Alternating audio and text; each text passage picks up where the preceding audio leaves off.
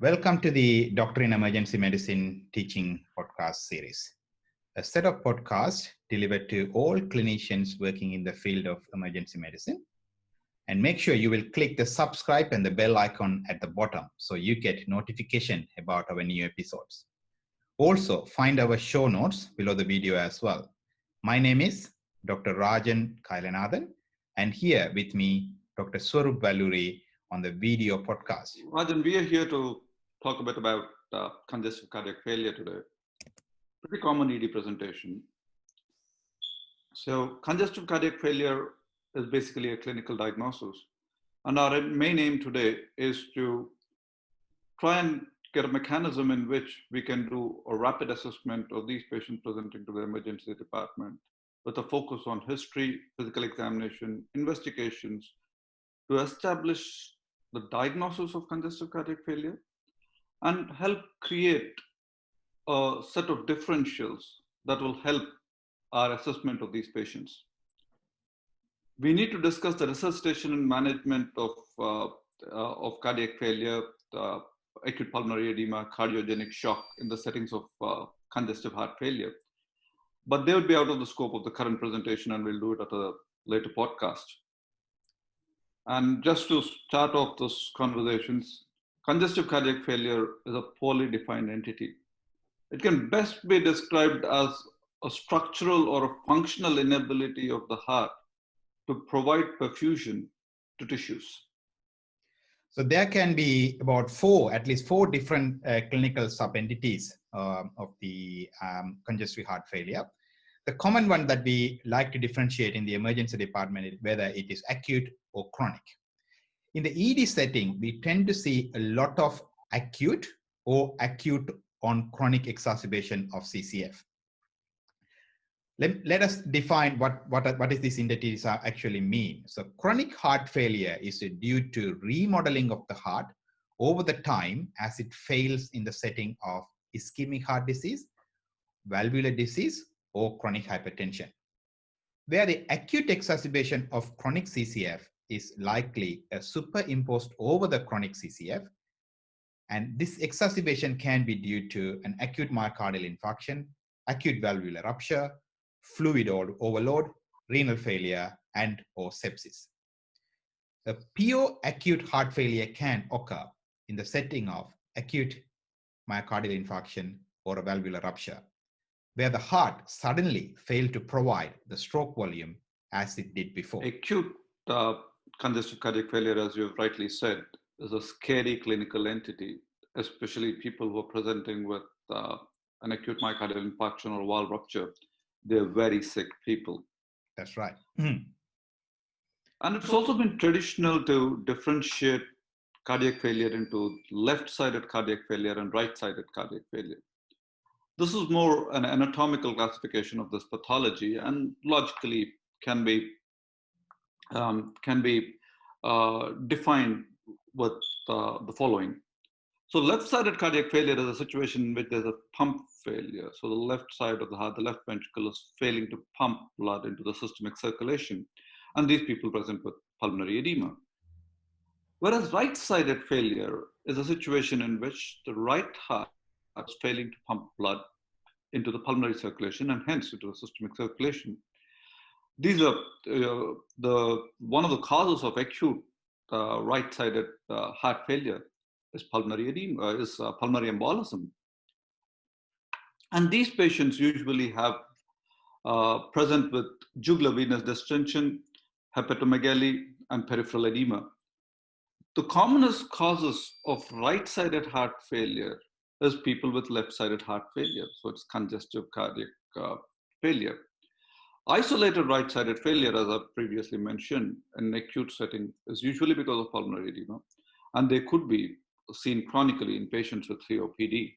So the right and left side heart failure is a common way that we like to think about the heart failure, and it's important to know these right and left side heart failure can coexist.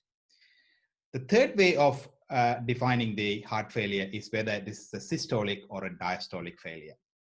Most of the time when we refer to heart failure, we are talking about the systolic failure as the left ventricle loses its ability to squeeze the blood during each systole and systolic contraction and providing an adequate stroke volume. But patients with chronic hypertension, hypertrophic cardiomyopathy may not have the issues with squeezing the blood during systole, but they may have a problem filling the blood during the diastole, so inadequately relaxing the muscle during the diastole. And this can be lead to backward failure and cause APO and peripheral edema. And to take it a step further, the final class of heart failures could be high output failures and low output failures. Mostly the patients that we see in the emergency medicine settings are by and large low output failure, congestive cardiac failure. High output failure is where the underlying cause is not the heart itself. It's because of an increased demand that's placed on the heart. And this can logically be seen in the settings of sepsis or thyrotoxicosis, or because of systemic storm from drug-induced increased demand, leading to tissue hypoperfusion caused by an increased demand on the heart. So essentially, we've classified congestive cardiac failure into acute and chronic, right-sided and left-sided, systolic and diastolic, high and low. There may not be a classic demarcation between all these, but this is a mechanism in which we can think about cardiac failure. That's a good summary, Swarup. Moving on to the clinical assessment of heart failure in the emergency department setting to guide our management and treatment, hence the disposition for this patient. We're going to approach this in the history, examination, and investigation approach. In the history, the patient's usually not going to be able to give us a lot of history due to their rapid unwellness. However, most of them almost always present with following symptoms such as acute shortness of breath with progressive worsening of orthopnea, paroxysmal nocturnal dyspnea, and worsening exercise tolerance. A detailed cardiovascular risk factor assessment can be helpful, whether we can get this from the patient, collateral history, or from the medical records, which including previous AMI, acute pulmonary edemas, pulmonary embolus in the past. If the patient recently or a long time ago had a cardiac surgery, particularly a valvular heart surgery, and also risk stratification, including hypertension, smoking, hypercholesterolemia, diabetic. And these will alert the clinician for an underlying ischemic heart disease or a possibility of acute AMI. That's an excellent part of the history, Rajan. A detailed history of the patient's medications, including the possible use of antianginals, diuretics, and anticoagulants would help further risk stratify these patients. Definitely. And this is supplemented by a clinical examination. As you've alluded to, it's often difficult to assess these patients. They look sick. And especially in situations where they're present with acute pulmonary edema or cardiogenic shock, the difference between the two we'll go through in a later podcast. They present with a classic posturing. They're sitting in the bed in the emergency room, tachypneic, tachycardic, often diaphoretic, and struggling to breathe, and often talk either in words or nothing at all. That's right. Yeah. And these are patients which require a rapid assessment and concurrent management. Our assessment starts with the vitals. The important things about the vital sign examination are pulse oximetry, hypoxia is an indication for oxygen therapy. Hypertension is important to differentiate between pulmonary edema and cardiogenic shock. Tachycardias and bradycardias can be noted and acted upon. Hypoxia should alert the clinician to an APO or a coexisting underlying COPD. Non-invasive ventilation remains the mainstay of management in acute pulmonary edema. However, the use of non-invasive ventilation in COPD is a bit more nuanced, and it should be balanced to avoid dynamic hyperinflation and barotrauma. We can discuss the, the means of use of non-invasive ventilation in a different podcast. That's a good inspection of the patients and getting the gaslet of where we're heading with this heart failure. But moving on to specifically doing focus exams on lungs and the heart. So when you're examining the lungs, you should be able to see crackles, wheezes, and decreased air entry, such as pulmonary edema and left heart failure. Examining the heart, the hallmark of heart failure is the S3 heart sound or the gallop sound, and these are highly specific for left side failure. We may also hear added murmurs, such as underlying valvular disease. For example, an ejection systolic can give us a clue about aortic stenosis. A pan-systolic murmur can give us a clue about mitral regurgitation. Both of these valvular conditions can lead to cardiomyopathy. Moving into peripheral stigmata is a common in right side failure or a diastolic failure. For example, lower extremity edema.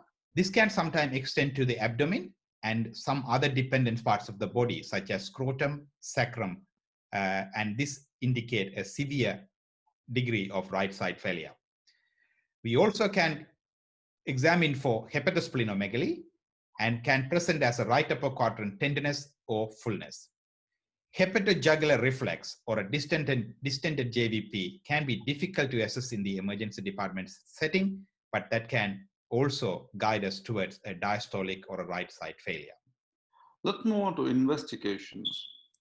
And the primary set of investigations are basically bedside. There are a few that will help us hone on to diagnoses that need immediate management. First one of them would be the ECG. The ECG can help identify myocardial infarctions, acute myocardial infarctions, assess the rate, the rhythm, and especially identify tachy and bradyarrhythmias as a cause of the congestive cardiac failure. They can also point towards the left heart strain pattern or right heart strain pattern that could support diagnosis of pulmonary edema or call pulmonale. A focused ultrasound examination could be invaluable in these situations. The lung windows demonstrating B lines are seen in pulmonary edema. The ultrasound can also identify pleural effusions and pneumothoraces, which could be a cause of shortness of breath. The cardiac window can help identify pericardial effusions, assess the contractility of the left ventricle and the right ventricle, which may help differentiate the types of failure and guide further management, and can also be used to assess the fluid state of the individual. At this stage, I think it's important to talk about a few findings about pulmonary embolism because that will change the way in which we can manage these patients. A dilated right ventricle with poor contraction and a flattened septum is the hallmark of a massive pulmonary embolism. So those are a good set of bedside investigation, doing an ECG and doing a focused ultrasound assessment. We can move into further investigation. For example, a formal ultrasound or a recent echocardiogram can give information that is more than easily available to us from the focused ultrasound at the bedside. A chest X-ray is not usually to establish the diagnosis of APO or CCF, which we have already established on our examination. But this gives us rather clues regarding alternative diagnoses such as pneumonia, large pleural effusion, a tension pneumothorax, etc. The chest X-ray also can guide us to the severity of the heart failure / acute pulmonary edema, and also serial chest X-rays can guide us to the prognosis of patients' presentation. We also can do electrolytes and renal functions.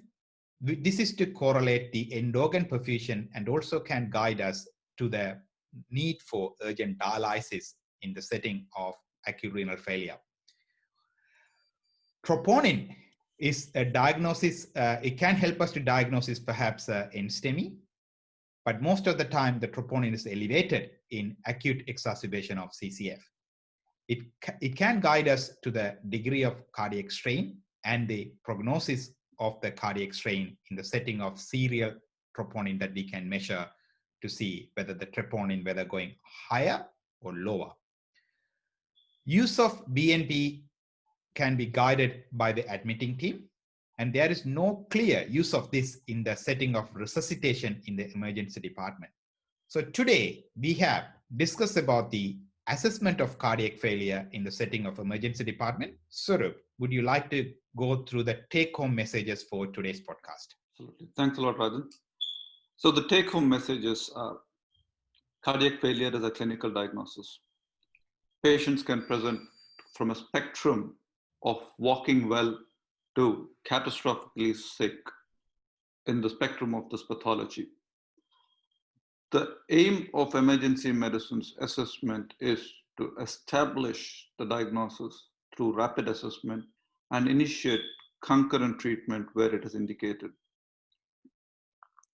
Rapid focus assessment will help narrow the differential diagnosis and guide treatment and plan disposition.